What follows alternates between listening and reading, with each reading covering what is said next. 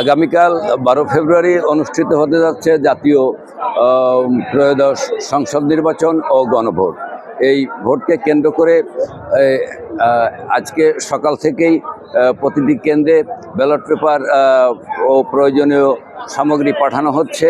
গোপালগঞ্জে মোট 397টি কেন্দ্র রয়েছে। এর মধ্যে গোপালগঞ্জ 2 সদর আসনে রয়েছে 158টি। এই 158টি কেন্দ্রের ব্যালট সিল সহ বিভিন্ন যে সরঞ্জাম রয়েছে সেগুলো প্রিজাইডিং অফিসারদের কাছে বুঝিয়ে দিচ্ছেন নির্বাচন সংশ্লিষ্ট কর্মকর্তারা। এছাড়া প্রতিটি কেন্দ্রে 13 জন পুলিশ, 13 জন আনসার, 2 জন পুলিশ সদস্য থাকবেন। এছাড়া স্ট্রাইকিং ফোর্স হিসেবে থাকবেন র্যাব, বিজিবি ও সেনাবাহিনী। ভবিষ্যৎ হোক নিরাপদ, বিনিয়োগ হোক বিশ্বস্ত, আর আমার পছন্দ সল্ট বে। ওয়েলকাম টু সল্ট বে।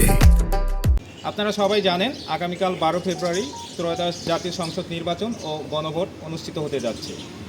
একটি সুষ্ঠু, সুন্দর এবং অবাধ নির্বাচনকে অনুষ্ঠানের লক্ষ্যে সারা দেশে র্যাপিড অ্যাকশন ব্যাটালিয়ন নিবিড়ভাবে কাজ করে যাচ্ছে।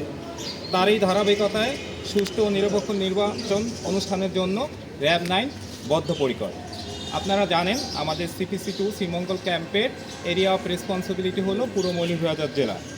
মৌলভীবাজার জেলায় একটি সুন্দর নির্বাচনী পরিবেশ সৃষ্টির লক্ষ্যে আমরা CPC 2 শ্রীমঙ্গল র্যাব কর্তৃক অস্ত্র উদ্ধার, শীর্ষ সন্ত্রাসী গ্রেপ্তার ও নাশকতা সৃষ্টিকারীদের বিরুদ্ধে আমাদের অভিযান অব্যাহত রেখেছি।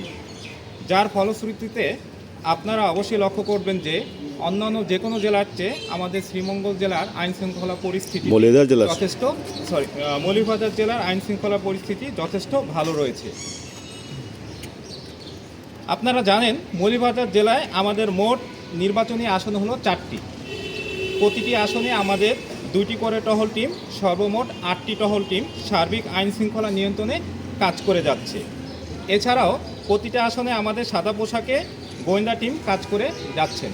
আপনাদের অবগত করার জন্য আমরা জানাচ্ছি যে আমাদের টহল টিম এবং গোয়েন্দা টিমে যারা কাজ করছেন এরা সবাই কিন্তু আমাদের এই ত্রয়োদশ জাতীয় সংসদ নির্বাচন ও গণভোট উপলক্ষে যে আমাদের নির্বাচনী প্রশিক্ষণ, সেই প্রশিক্ষণ তারা সবাই গ্রহণ করেছে। মানে আমাদের প্রত্যেকটা সদস্য প্রশিক্ষণ প্রাপ্ত। নির্বাচনকে যাতে কোনো সহিংসতা ঘটাতে না পারে সেজন্য আইনশৃঙ্খলা বাহিনী সজাগ রয়েছে এবং সবাই মনে করছেন যে হয়তো আগামীকাল ভোটার উপস্থিতি হয়তো অনেকটা বাড়বে বলে মনে করছেন।